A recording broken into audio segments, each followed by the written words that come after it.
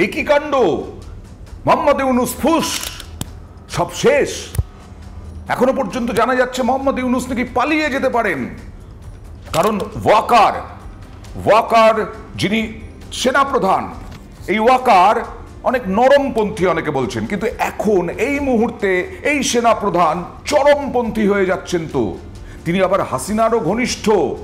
তিনি কি মানবেন ইউনূসের কলকাঠি সেনাবাহিনীর বিরুদ্ধে? অনেক দিন ধরে সেনাবাহিনী ওয়াচ করছিল ইউনূসের কার্যকলাপ। এই মোহাম্মদ ইউনূস সেনাবাহিনীর মধ্যেও কলকাঠি নাড়তে শুরু করেছিলেন। সেই মোহাম্মদ ইউনূস যাকে জামাতরা এনে বসিয়েছিল, বলা যায় অনেকটাই বড় ভূমিকা ছিল, সেই জামাতরাই তো এখন বিএনপির সাথে মিশে ইউনূসকে বাঁশ দেওয়ার চেষ্টা করছেন। হ্যাঁ, এবার মোহাম্মদ ইউনূস কি করবেন? মোহাম্মদ ইউনূস কি সত্যি এতদিন এমনি এমনি বসেছিলেন? মোহাম্মদ ইউনূসেরও কি গোষ্ঠী নেই?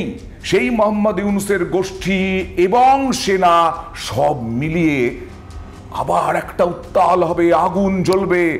জুলাই আন্দোলনের মতো আবার একটা আন্দোলন নয়, এবার সশস্ত্র অভ্যুত্থান হবে। এরকমই বাংলাদেশের পরিস্থিতি হয়ে দাঁড়িয়েছে। একদিকে অর্থনীতির অবস্থা খারাপ, কূটনীতিতে ধূলিসাৎ হয়ে গেছে বাংলাদেশ, আমেরিকা পর্যন্ত পাত্তা দিচ্ছে না। পাকিস্তান যার বন্ধু, সেই বন্ধু ইউনূসকে আর রাখতে পারছে না, কারণ পাকিস্তানের অবস্থাও আমরা শেষ করে দিয়েছি আন্তর্জাতিক মঞ্চের কাছে। বাংলাদেশ এখন কাকে ধরবে? সব থেকে বড় কথা, বাংলাদেশে যে সব থেকে বিজনেস বেশি হয়, কাপড় জামা যা রফতানি হয়, আমরা শেষ করে দিয়েছি স্থলবন্দর বন্ধ করে। গত কয়েকদিন ধরে আমরা দেখিয়েছি আপনাদের কত শয়ে শয়ে কারখানা বন্ধ হয়ে গেছে। অর্থনীতি যার উপরে নির্ভরশীল সেটা ধ্বংস হয়ে গেছে। এমনকি গার্মেন্টস অ্যাসোসিয়েশনের কর্তারা তারা চিঠি দিয়েছে মোহাম্মদ ইউনূসকে যে ভারতকে বলুন অন্তত 3 মাস ভারত যেন স্থলবন্দরটা খোলা রাখে, তাহলে ভুটান নেপালে আমরা ব্যবসা করতে পারবো। এই অবস্থায় বাংলাদেশের জনগণও কিন্তু ফুঁসছে ইউনূসের বিরুদ্ধে। কিছুই তো করতে পারেননি। একেবারে যেখানে হাসিনা সরকারের বিরুদ্ধে অভিযোগ ছিল দুর্নীতি, সেই দুর্নীতির অভিযোগ ইউনূস সরকারের আমলেও ইউনূসের বিরুদ্ধেই, মোহাম্মদ ইউনূসের বিরুদ্ধেই। আর তার সঙ্গে তো বাংলাদেশের মানুষকে দেখার কোনো চেষ্টা করেননি মোহাম্মদ ইউনূস এবং তার উপদেষ্টারা। 2 নম্বর হচ্ছে যে কোনোভাবে ভারত বিদ্বেষী, যে কোনোভাবে। আজকে কোথায় তারা? ইউনূসের যারা দলবল, যারা নাকি কলকাতা দখল করবেন, আগরতলা দখল করবেন, পারমাণবিক বোমা ছুটে দেবেন বাংলাদেশ থেকে, এইসব হুঁশিয়ারি হুঙ্কার, আজকে তারা কোথায়?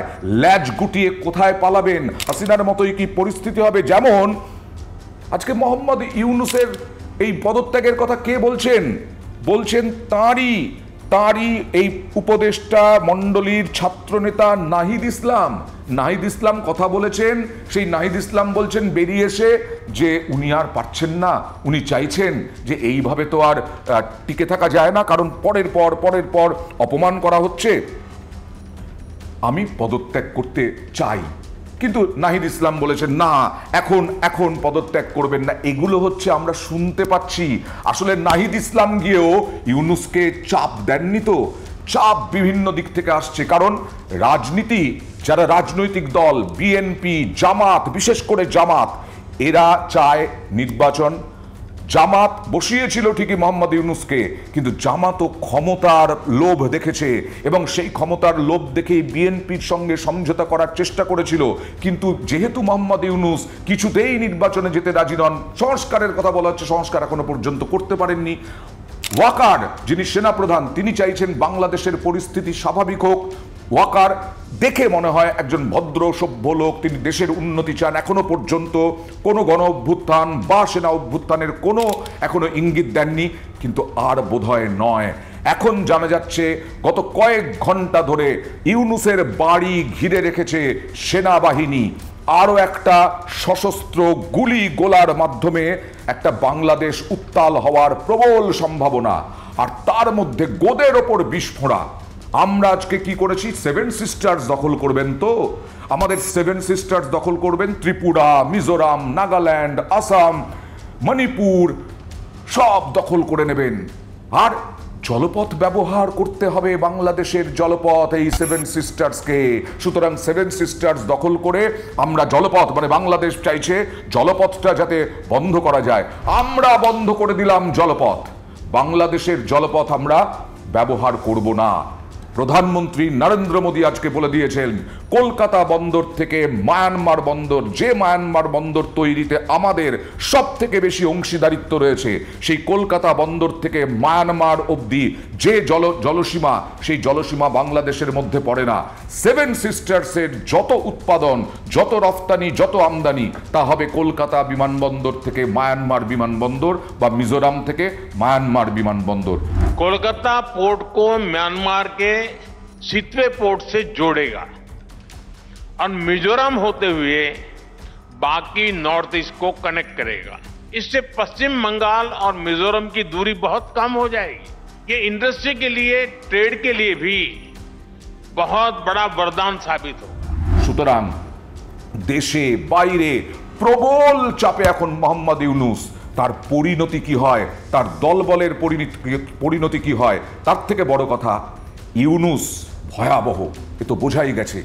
এই বয়সেও যিনি সিংহাসন ছাড়তে রাজি নন, তার যে সশস্ত্র বাহিনী তিনি তৈরি করেননি, এটারই বা কে নিশ্চয়তা দেবে?